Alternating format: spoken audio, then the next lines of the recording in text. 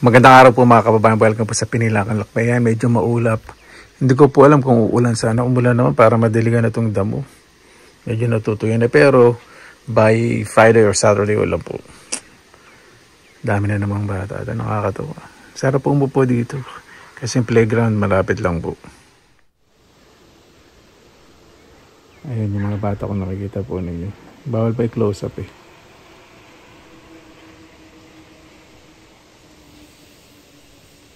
Nakakatawa.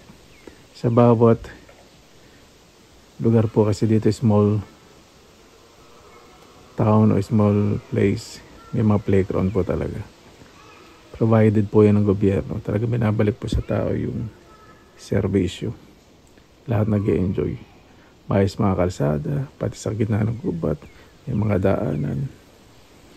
Tulad yan. Yan. Yung dalawang nagmamayaman na yan. Yung strawberry ko po, naubos na yung bunga. May malalaki po yan. Naawa po kasi si squirrel. May isang araw nakita ko po dito mga gabi. Pero wala na pong gabi dito, malawanag pa rin. Ang payat po. Hinayan ko na lang pong kainin yung strawberry. Naawa ako. Dati nabibisit ako si squirrel sa dating gag kasi mataba na. Ito yung payat, nakita ko po. Malnourished kasi nga sobrang dry ng ang weather. Kaya yung mga bunga may natira pang maliliit mga hinog-hinog. Yan ko po. Naawa talaga ako. May mga hilaw pa. Ito po. Ililipat po natin.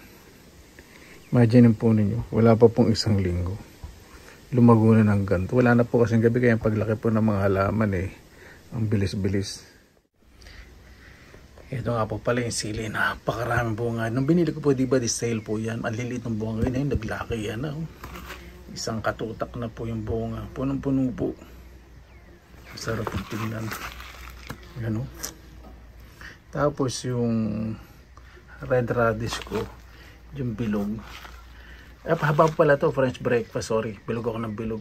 French breakfast nga po pala yan. Medyo pahabang maliliit. Yan malaki na. Tapos yung lettuce po yun. Ang bilis. Mga 2 weeks lang po. May maani na ako dyan. Ang bilis po talaga. Wala na pong gabi. Puro umaga na eh. Ibig sabihin hindi na po lumulubog ang araw kaya ang bilis pong lumaki ng mga halaman. Ito naman po mga raspberry. Hindi ko po tanim nung lumipat po ako. Mayroon na pong nabutan. Ang dami pong bunga po niyan. Mga hilaw maliit. Napakarami nga dito. Bumblebees. Laging nagpo-pollinate. Kaya ang daming bunga. Dito mas marami po. Naku. Ito. Ayan o.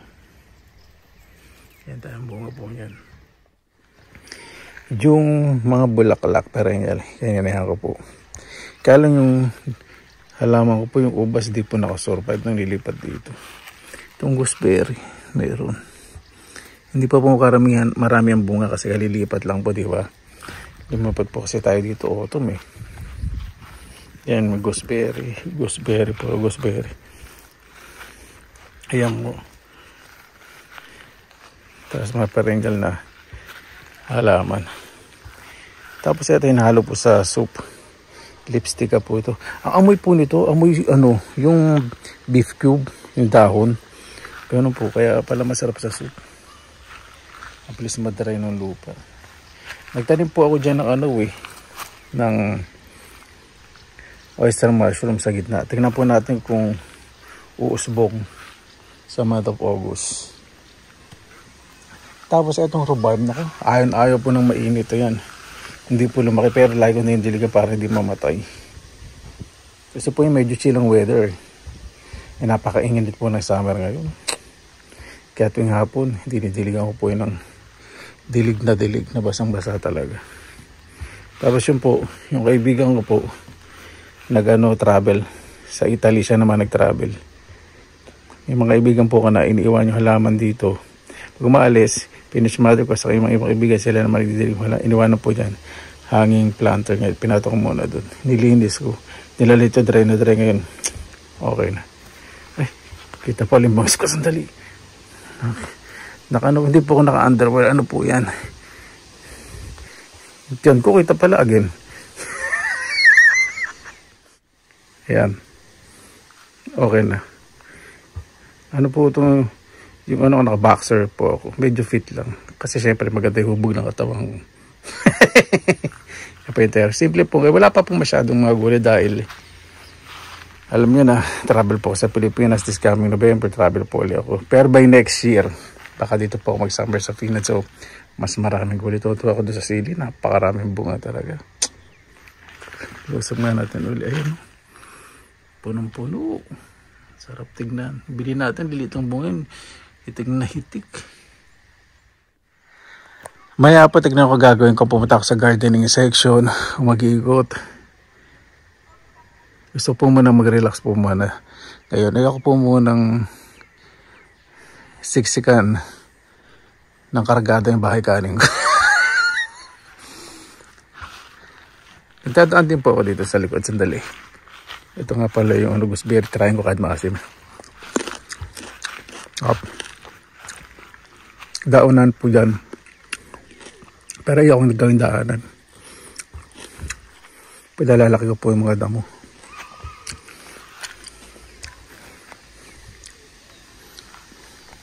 Sarap po dito, no? Tayo nakaka-relax. At dito naman sa bintana. Kita na naman yung tsura ko. Yung lemon na yun. Sa loob ng bahay, pakikita ko nga pala yung halaman. Okay, let's go inside. Ayan, dito po tayo sa loob. Yung orchids ko po, inilipat po natin. Yung may bulaklak. Hindi pa po gano'ng kalaki yung bulaklak, pero masaya po ako. At least, nakasurvive. Kaya lang itong mga succulent cactus ko po. Ito, nakasurvive yun. Nagusbong ng bago. Kaya lang ito, may nakikita pa ang konting greedy. Mukha nang mag-survive. At yung bonsai ko na binaluktot. Ang ganda po. Ito po yung bidlag ko po nandito ko sa Finland bago buhay ng Pilipinas. Yan. Ganda tubo. Maayos. At dito meron tayo namang succulent sa matay. Kasi setup po ng ilaw, nagkamali po. Maikli lang yung oras. So ngayon okay na. May bago po akong tanim. Ayan. Medyo umusbong-usbong. Ito po tayo sa aking kwarto. Pasensya na medyo magulo. Kwarto at working station. Itong snake plant. Photos. Yan, nalilipat ko po. Matipok-tipok na. Ngayon, okay. Itong lemon tree. Binili ko po may bunga. Ngayon, dami pong bagong usbong. Ang dami ko pong sinubukan na itanim na lemon tree na matay po. Ito po yung first na nag-usbong, nakasurvive sa maraming usbong. Ibig sabihin mamumunga po yan. At yung ating jade plant, yan. Buhay po, di ba? Gusto po tabi ng bintana. Nag-ipon na rin ang pasalubong papunta pa uwi po sa Pilipinas sa November. Dahil marami pong sale. Tama-tama po yung pag-uwi ko. July, August, marami pong end of season sale. Yung mga cactus and succulents ko po yan. Buhay na buhay pa. Ito pa yung sineto po natin dati. Itong dalawa na to. Ito yung silhouette na naman ng ano po. Bahay ka. Ano na ba ito? Just hold on. Laging. Yan. Di ba? Yan na buhay po. May musbo. Ibig sabihin. Nakasurvive. Dito naman po sa music room. Ayaw po masyadong pakita yung ibang angulo, magulo. Nag-ayos po kasi ko dahil summer talagang nag-organize po, super organized. Itong isang uri ng succulent, napakaganda. Bumaluktot po sa pababa. Tapos ayun, nag-usbong. Ganun po, ano? Ito yung magandang nabili ko second hand yata. Dogs have many friends because they wag their tails instead of their tongues. Diba? Self-explanatory. Ang mga aso, marami mga kaibigan. Ibagay-ibay lang nila yung buntot nila kaysa yung bunganga o dila nila. Diba? Ito po yung masayang-masaya ako, yung kalamansi. Ang daming bunga po yan. Nako. Siguro kung may 100, tago po eh. Yung inuman ko po, di ba, isa pa lang po bunga nito. Ayan po. Ayan, dahil pong bunga yan. Dahil nakatago po yan. Kapag isang photos po, yung malilipat po ito, nililipat ko yung dito sa bagong pass, maliit pa yung dahon. Tapos in few months po, lumaki na. Siyempre sa Pilipinas, common po ito. Dito po sa Finland, kapag nakapagpalaki po kayo ng ganito, nang lumalaki dahon, ibig sabihin marami na kayo naubos na pera. Ibig sabihin, maayos yung pagkakataba nyo, pag-asikaso nyo sa lupa. Yan o. Tatawa po sa kalamansi, masayang masaya ako. Bawat tasbong po niyan may bunga. Punta naman po tayo sa living room. Ito medyo, hindi pala medyo, buksan ko na ilaw. Yan. Sensya na po At midlip ako dito sa sopa. Yan. Bigornia yun. Taas na po. Baka magputol na naman. Lagi po nagpuputol po yun Tapos itong alamat na nakalimutan ko na pangalan. Leather Z yung pisa nito. Z-tip. Plant yan. Ganda. Tamas. Tapos itong yucca, kahit indoor siya, yung po ilabas baka mamatay. Usbong pa rin. At yung katawan mataba pa rin. At itong ponytail palm, kapag ganyan po, medyo natutuyo po yung baba niya, summertime. Ibig sabihin po, nag-usbong na siya. Ayan may bagong usbong. So, pag natuyo yun, tatanggalin yun. Ang ganda ng ponytail palm. Yung dalawang pinya ko po, ayun. Mas mahaba na po dahon. Yung fern kong tanim yun, buhay pa. Namunti dahon pag summer, pero pag nag-winter, kumakapal po yan. Mas kasi niya medyo chill yung weather o yung temperature. At dito naman po itong aking bamboo plant. Mataas na po. May kitapat po yung ilaw. Taas yun. Tapos yung aking barrel cactus. Ang ganda. Ang laki. Nakakuha ko po yan Siyempre huwag nyo madidiin ka ba yung matuso kayo. Tapos meron po ako dito mga sakura. Sa ginawa ko po yung 3 little pigs. Ayan nagusbong na po, tumaas na. Hindi po masyadong dinidiligan po ito. Ayan kaganda. Tapos may nabili po akong last winter na air plant. Maliit pa lang siya noon. Ngayon ito, lumaki na po yung buhok niya. Air plant po yung totoo po yan. So, iniispalan ko na po once a year lang o twice. Tapos di po pala, meron pa ko ditong red spine cactus. Yan, nasa basket po. Protection po, ang ganda. Relax po pag nakikita po. Lumalaki po yung mga tanim ko. Punta naman po tayo sa kusina. May konting hugasin. Kahit na may hugasin ako, inaayos ko, hindi masakit sa mata. I'll make sure that I have to rinse those first before I'll put to dishwashing machine. Special. Kaya talaga dapat talaga mo accent. Meron po nga tanim ditong fig. Yun. Tapos meron din ako ditong maliit na succulent na pahabaan na naman. Yan. Ito po yung fig na namumuha na. Ito po yung fiddle fig po ba? Para magkaano po yan. Nung iniwanan ko, medyo malit pa ngayon. Pag may tumutubo pong fig, katulad natanggal ko. Kasi may naiwan sa ayoko pong tumubo yun. Ito. Kasi gusto ko lumaki po ito. Binabonsai ko para matrain. Para pag namuha, hindi po masyadong mataas dito sa loob. At tinitrim ko po yan pag masyadong mataas. Ayan po. At itong ginawa po natin sa isa sa vlog din. Ayan yung rare na succulent. Buhay na buhay ba? Tapat po yung ilaw. Ibang good. At lumabas naman po tayo. Tinan po natin ang front terrace. Maganda po pa na ngayon plus 25. Ayan. Mahangin. Medyo cloudy ngayon. Wednesday. Bukas baka umulan Thursday according to weather forecast. Tingnan po natin tanim kong bulaklak. Ay, nakakatuwa po Di ba nang binili po natin to sale?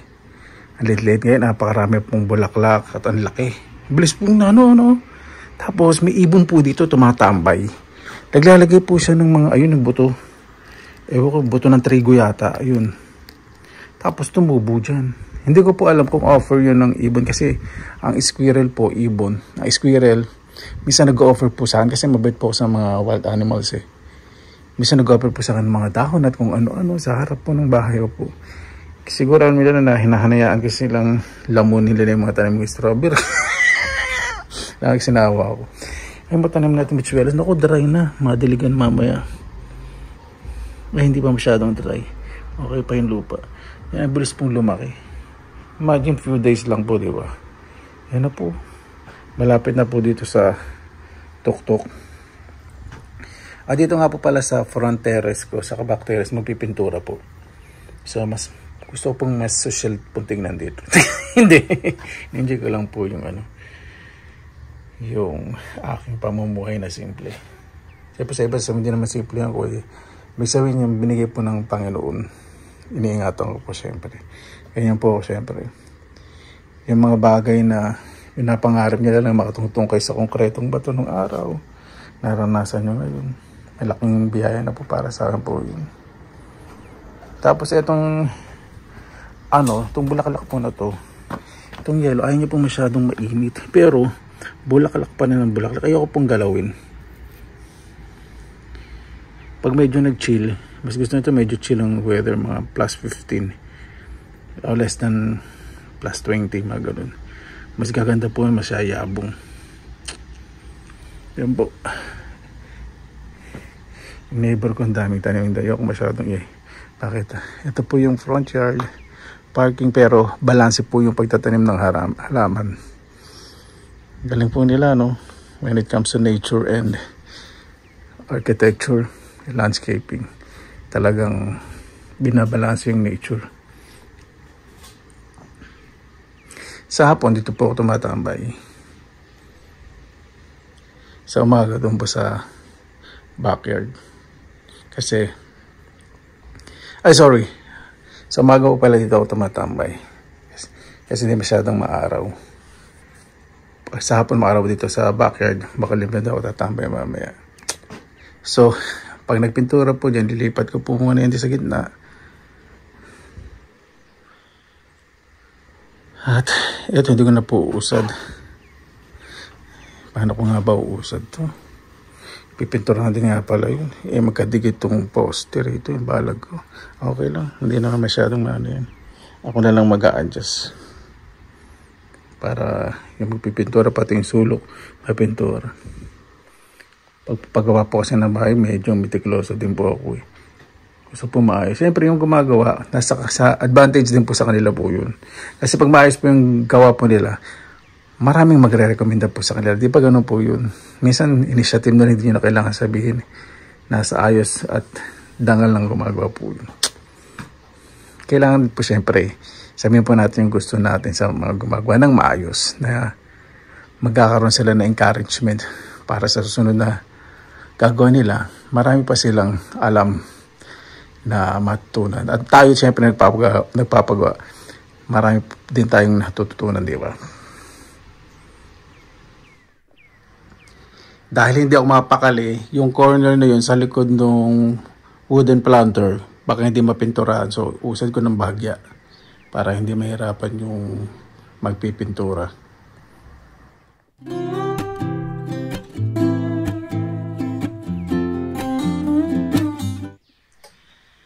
Ayan po. May malaking space na doon. Mga 6 inches. Alam niyo po, napakasarap pong mag-garden dito sa Finland, lalo na sa sariling bakuran. Walang mga sumasalabat na mga pagmumukha at nguso sa pader. Yung mag-usisa, mga ganun. Diba? Napaka-peaceful. Didilig-dilig po muna ako. Yung mga tanim natin sa gilid, saka yung mga raspberries. Siyempre, maraming bunga yung raspberries, kaya lang diligan ko. Hindi po pwedeng ba-dry po. Yung pag-dry, sayang yung bunga. Mahal-mahal pa naman po ng mga berries sa shop.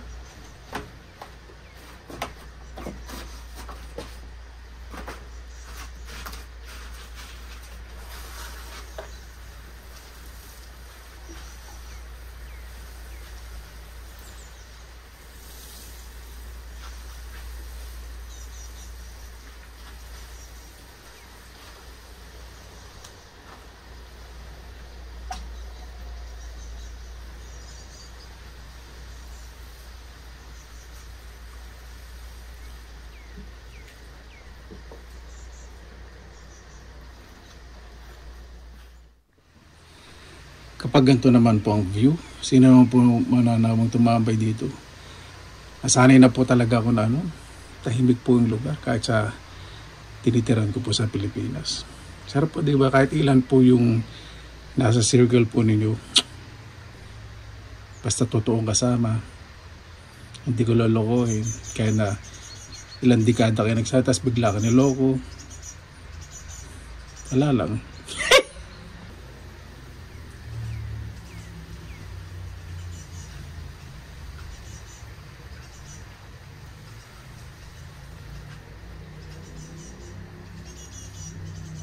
Mas lumalago po itong raspberry habang dinidiligan. At ang pinakamasarap, yung kakain kayo, tapos ganyan po yung view, di ba? Ay, napakasarap po na pakiramdam, tahimik. Walang pagod na galangal at bagang nadada ng dada.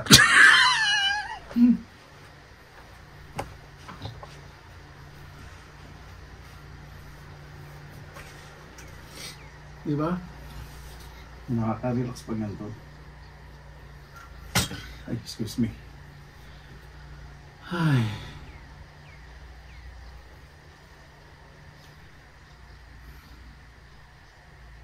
Panginoon, maraming salamat po sa araw po na to.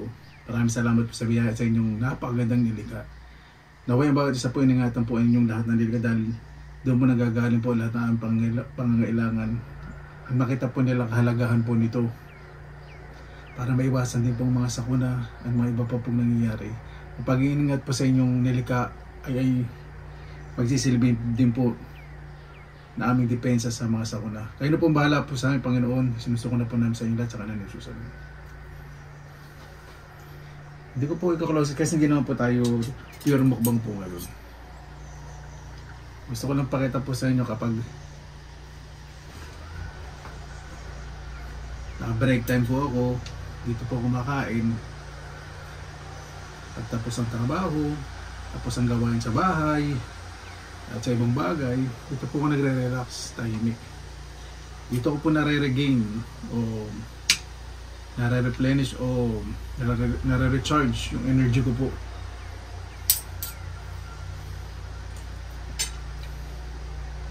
Alam ko po yung natira ko na sinigang na spare ribs.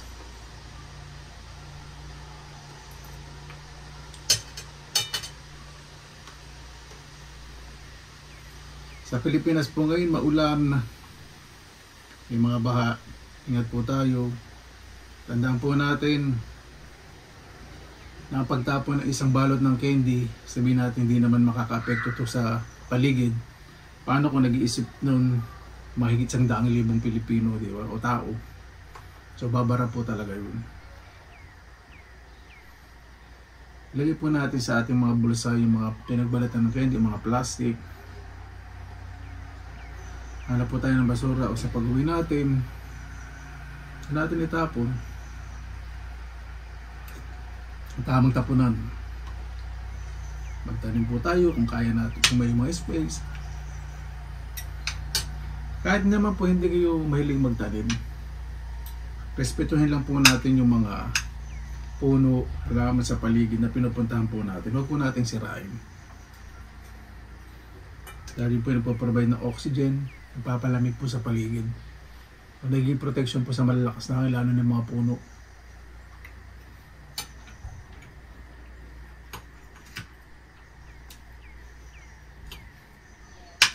Kapag pupunta po tayo sa mga lugar na pasyalan, kapag iniwanan nating malinis, iwanan din po nating malinis. Sinasabi nga, clean as you go in English.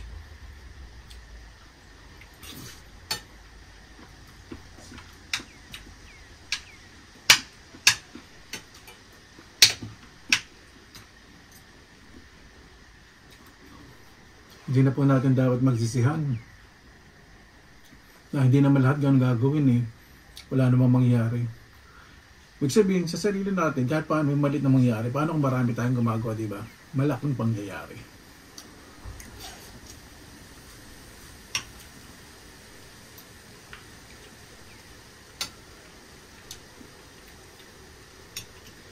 lahat po naman kasi ng aksyon, hindi po natin dapat iasa po sa lahat na namumuno po sa atin.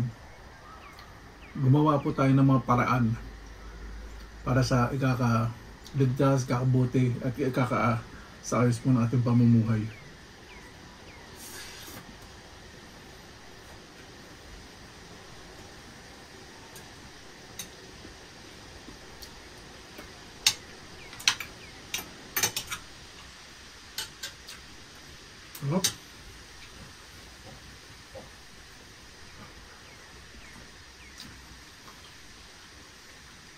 Ano po mga kabayan? Tuloy pa po tayo mamaya. Kain po muna ako. Baka mamasyal-masyal din pa tayo dito sa paligid. Tingnan po natin kagandahan ng disiplina. Ayan po mga kabayan. Nakabili po ako ng talong. May bulaklak na po. Bumili na akong lupa. Sale po ito. Ang normal price yata ay 10 or 15 euro. Nagkamali po sa cashier. 5 euro lang po. O diba? Laking discount. Lalagay ko po ito sa kwarto ko. Tabi ng bintana. Ayan po mga kabayan, dito na po tayo sa bahay.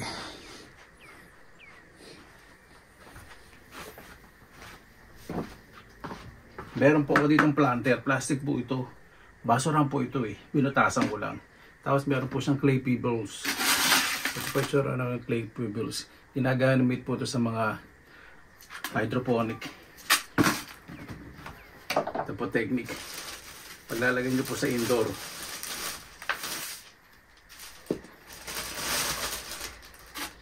Lalagyan ko lang muna yung underliner. Ito yung muna natin yung underliner. Mag-aasang buwi.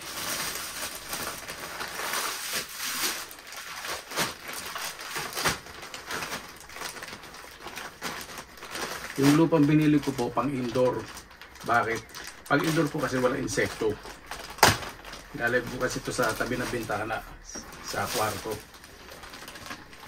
Ikaw po muna ng konting lupa.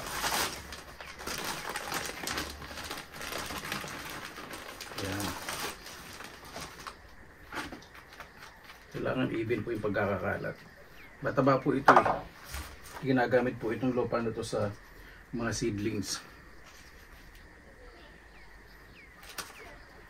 Isinata natin to kasi yung dahon career ng ng insekto, sobrang tuyong tuyo.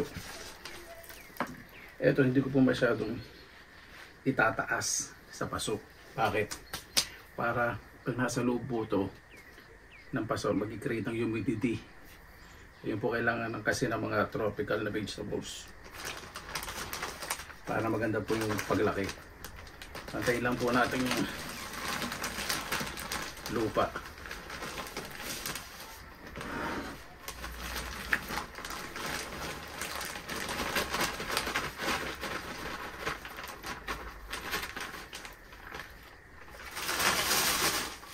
Sinan natin to.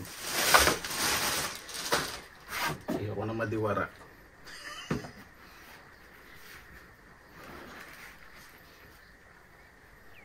Medyo lang natin.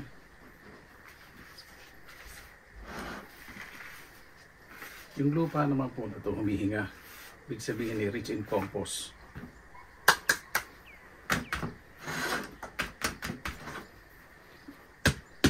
Yan.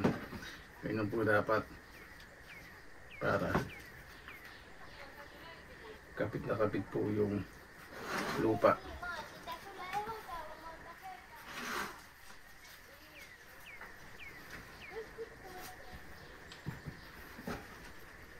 Natin ang bagay. Tignan natin yan. Okay na po yan. Isprayan ko sa kadidiligan ko. Yan. Diligan na po natin. Pag didiligan po ninyo mula sa dahon.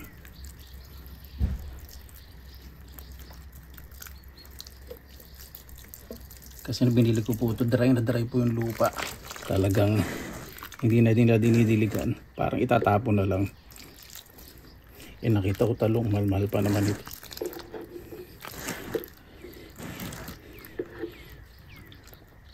Napagpatubo na po ko dati dito sa indoor. Okay naman po, kaya lang tapat sa bintana. Saka dapat malapit sa heater. Kailangan po talaga ng liwanag po niyan.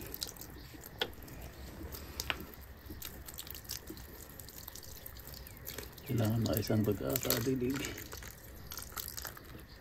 Patutuloyin ko po muna mabuti.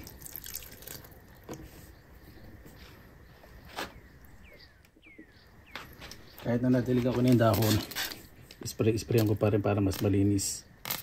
Kasi galing po yung sa labas eh.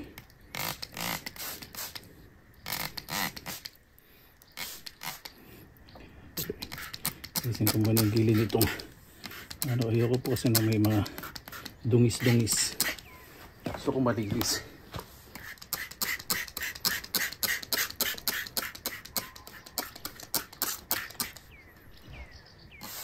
Tapos itong dahon kailangan spray na spray.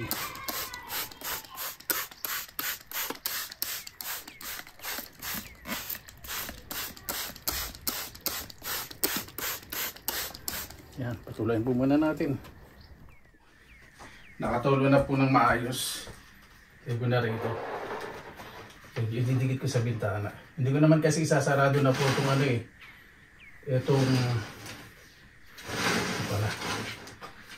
Itong kortina.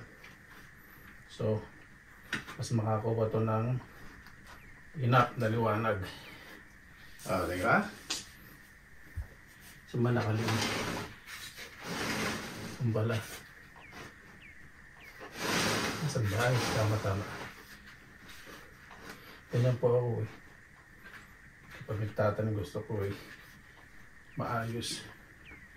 Ayan. Hadi ko. Ayan po. Diba? Maayos. Malinis. Organize. Mamumunga na po yan. At makakuha ng sapat na liwanag. Salamat po sa Panginoon. Nakaraos na naman po isang araw. Ay, sandali po pala. Nakalimutan ko sabihin po sa inyo. Yung si Charo, marami na rin pong tubo. Katabi ng sili. Yan. Tumubo na lahat yung tinanim ko. Ang dami. Mga 2 weeks po, mataas na po yan. So sili, bago matepok, bago mag winter, anin ko po yung mga bunga po yan.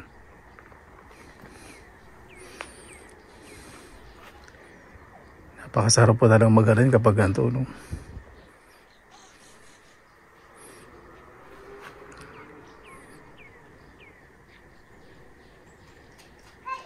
Maraming salamat naman sa inyo oras na ilan sa Pinilakan Lakbay. Pangalagaan po natin ang ating kalikasan. Basta lagi po tayong positive vibes, good vibes. God bless, ingat po lagi, magandang araw. Laban lang.